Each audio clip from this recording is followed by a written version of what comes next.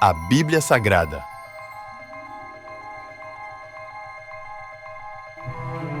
Atos dos Apóstolos. Capítulo 13. Entre os profetas e mestres da igreja de Antioquia da Síria estavam Barnabé e Simeão, chamado Negro, Lúcio de Cirene, Manaém, que tinha sido criado com o rei Herodes Antipas, e Saulo. Certo dia, enquanto adoravam o Senhor e jejuavam, o Espírito Santo disse: Separem Barnabé e Saulo para realizarem o trabalho para o qual os chamei.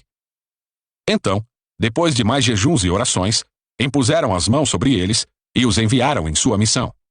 Enviados pelo Espírito Santo, eles desceram ao porto de Seleucia, de onde navegaram para a ilha de Chipre. Ali, na cidade de Salamina, foram às sinagogas judaicas e pregaram a palavra de Deus. João Marcos os acompanhava como assistente. Viajaram por toda a ilha até que, por fim, chegaram a Pafos, onde encontraram um feiticeiro judeu, um falso profeta chamado Bar-Jesus. Ele acompanhava o governador Sérgio Paulo, um homem inteligente que convidou Barnabé e Saulo para visitá-lo, pois desejava ouvir a palavra de Deus. Mas Elimas, o feiticeiro, esse é o significado de seu nome, opôs-se a eles, na tentativa de impedir que o governador viesse a crer. Cheio do Espírito Santo, Saulo, também conhecido como Paulo, encarou Elimas nos olhos e disse: Filho do diabo, cheio de toda espécie de engano e maldade, inimigo de tudo que é certo. Quando deixará de distorcer os caminhos retos do Senhor? Preste atenção, pois o Senhor colocou a mão sobre você para castigá-lo, e você ficará cego, sem conseguir ver a luz do sol por algum tempo. No mesmo instante, neblina e escuridão cobriram-lhe os olhos, e ele começou a tatear, suplicando que alguém o tomasse pela mão e o guiasse. Quando o governador viu o que havia acontecido, creu, muito admirado com o ensino a respeito do Senhor.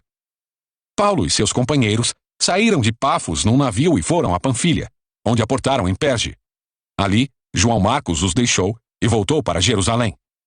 Paulo e Barnabé prosseguiram para o interior, até Antioquia da Psídia. No sábado, foram à sinagoga. Depois da leitura dos livros da lei e dos profetas, os chefes da sinagoga lhes mandaram um recado: Irmãos, se vocês têm uma palavra de encorajamento para o povo, podem falar. Então, Paulo ficou em pé, levantou a mão para pedir silêncio e começou a falar. Homens de Israel e gentios tementes a Deus, ouçam-me.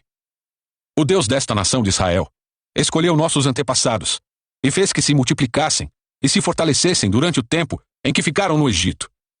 Então, com braço poderoso, ele os tirou da escravidão. Ele suportou seu comportamento durante os 40 anos em que andaram sem rumo pelo deserto. Destruiu 7 nações em Canaã e deu seu território a Israel como herança. Tudo isso levou cerca de 450 anos. Depois, Deus lhes deu juízes para governá-los até o tempo do profeta Samuel.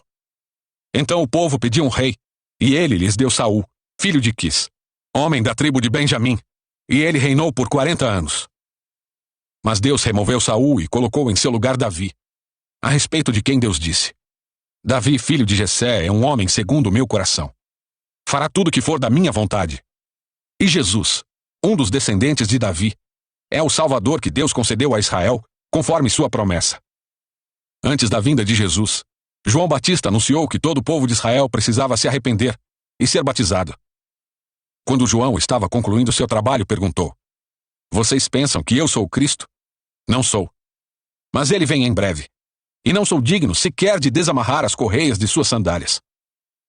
Irmãos, vocês que são filhos de Abraão, e também vocês gentios tementes a Deus, esta mensagem de salvação foi enviada a nós.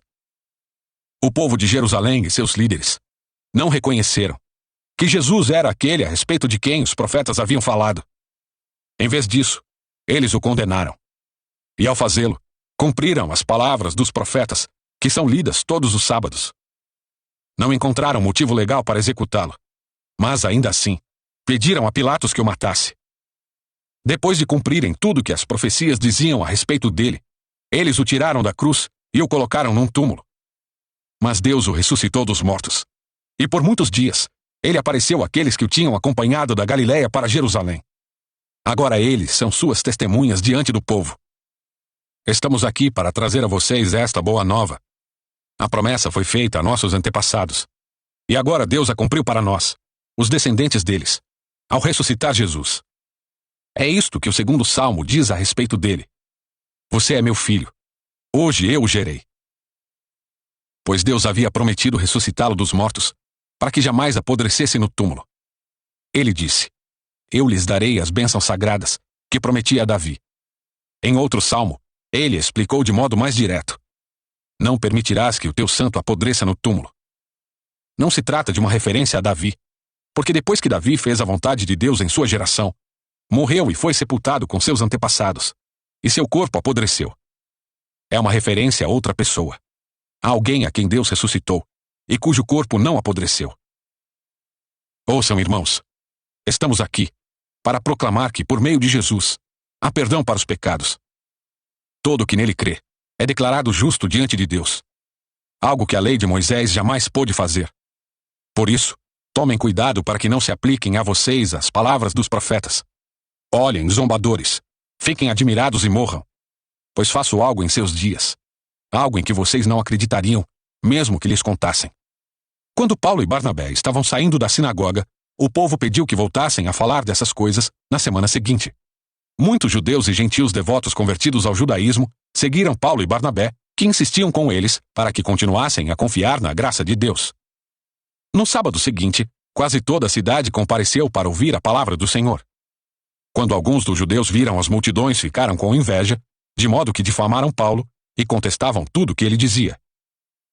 Então, Paulo e Barnabé se pronunciaram corajosamente, dizendo: Era necessário que pregássemos a palavra de Deus, primeiro a vocês, judeus. Mas, uma vez que vocês a rejeitaram, e não se consideraram dignos da vida eterna, agora vamos oferecê-la aos gentios. Pois foi isso que o Senhor nos ordenou quando disse: Fiz de você uma luz para os gentios, para levar a salvação até os lugares mais distantes da terra. Quando ouviram isso, os gentios se alegraram e agradeceram ao Senhor por essa mensagem, e todos que haviam sido escolhidos para a vida eterna creram. Assim, a palavra do Senhor se espalhou por toda aquela região. Então, os judeus, instigando as mulheres religiosas influentes e as autoridades da cidade, provocaram uma multidão contra Paulo e Barnabé e os expulsaram dali. Eles, porém, sacudiram o pó dos pés, em sinal de reprovação, e foram à cidade de Icônio.